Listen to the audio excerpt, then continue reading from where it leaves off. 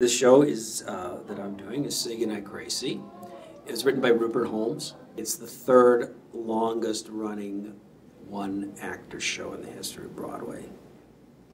The script, I've never seen a one-man show with such a strong script. It was actually, the play itself was nominated for a Tony for Best Play. The setup is that, well, you know, he lived for 100 years and 49 days, 7 hours and 11 minutes. And he dies, and at the beginning of the show he finds himself in limbo, and God talks to him and says, you want to move up to the big time and you want to see Gracie? Tell me the story of your life in your own words, and if it meets with my approval, up you go. So he starts at the very beginning of his life, right up to the end, and it's very funny and it's very touching.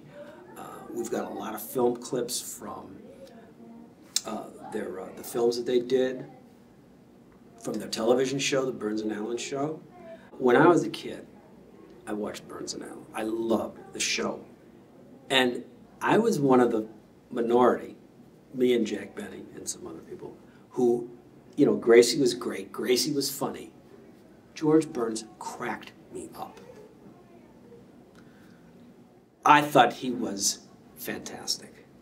So I've always been a big fan and a big admirer of his. The way I got into the show originally was they were doing a tour, and they had an 85-year-old actor playing George Burns. He was having some vocal problems, and he found out he had to go in for some throat surgery. So I got the audition. My agent wrote on the submission, this is embarrassing to say, but it's true. Don't be fooled by Alan's good looks. He's really a character actor.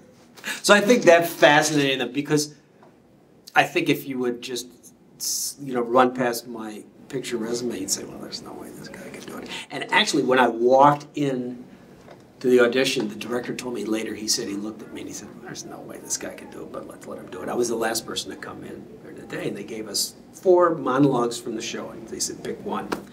Well, I knew that I had to have a cigar.